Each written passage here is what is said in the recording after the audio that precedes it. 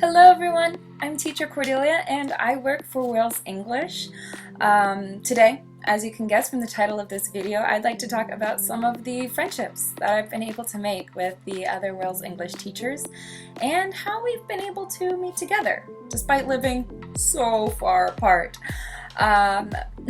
Wales English has actually been able to put together a couple of international meetups for its teachers.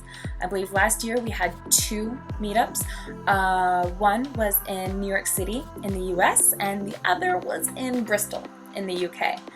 And I had the privilege of attending both of these meetups. One as a regular teacher and the other one still as a regular teacher. But I also got to help out with some of the logistics and the hosting of the event. So for me, both of these meetups were very enriching. They were very useful and helpful because I was able to listen to talks that were given by experienced Wales English teachers who gave tips and tricks on how to improve our lessons and really get our students engaged more in the classroom. I know that I really liked this one talk about how to increase student talk time, especially among young learners, which is what I mostly have. Because, you know, as the teacher, you want to just talk and talk and talk whenever they are new to English. But with the help of this discussion, I was able to take a couple of tips away and actually implement them into my own classroom.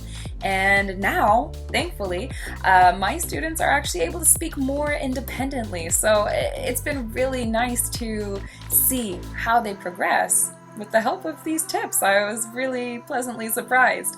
And then also we got to listen to a talk that was about extending your class time whenever you've run out of your class material. And I thought that that was a really interesting talk because I know that many teachers have actually run into this situation where you have time left over at the end of your class. And that sounds pretty scary.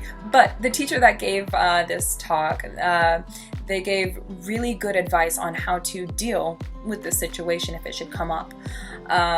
But you know, aside from the talks, there were actually some really good activities that we were able to do because, you know, as teachers, our job, it's very active. We're always moving and talking and expressing ourselves with our students.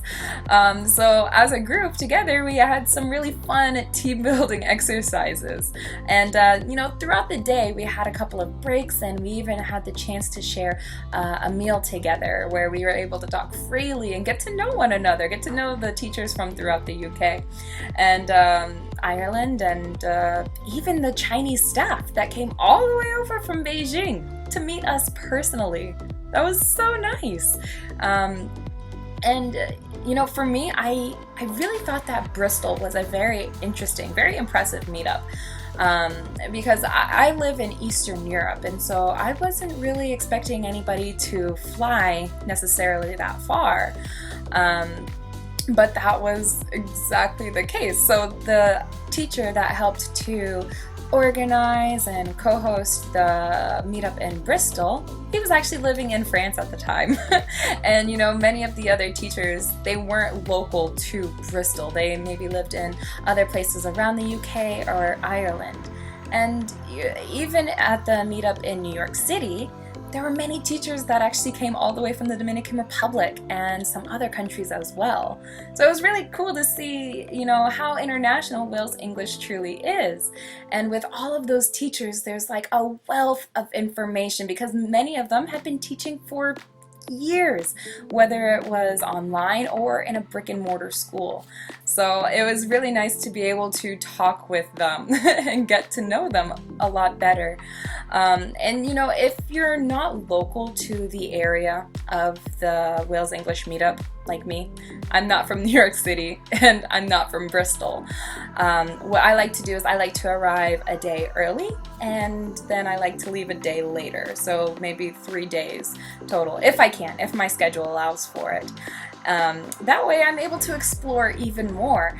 There are so many things to see, especially in New York City. It's so huge, it's so big. There are many restaurants and museums and parks and just many activities to do that made it a lot more enjoyable. But having the meetup just enriched that experience even more. So, I mean, If you are considering applying to be a Wales English teacher, then please do it! And then keep an ear out for the announcement of our next Wales English meetup. And if you have any questions about teaching online or about Wales English as a company, please leave it down in the comments below. Thank you guys.